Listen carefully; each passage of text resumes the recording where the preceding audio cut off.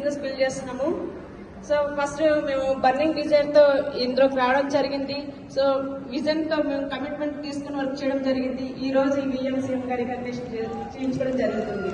So distance కి చాలా రుణపడి ఉంటామండి. మా లైఫ్ లో చాలా వెలుగులు నింపింది.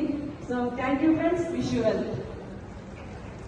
ఎస్, నా పేరు పురుషోత్తం దాస్ అండి. నేను ఇదే పక్కనే పోలీస్ స్టేషన్ లో వర్క్ చేశాను. నేను పార్ట్ టైం గా మా మిస్సెస్ డ్రైవర్ గా వచ్చాను. నేను ఇప్పుడు కూడా doing job police department work చేస్తాను. సో 5 years అయితే నేను జాబ్ చేసుకుంటూ పార్ట్ టైం గా చేస్తున్నాను.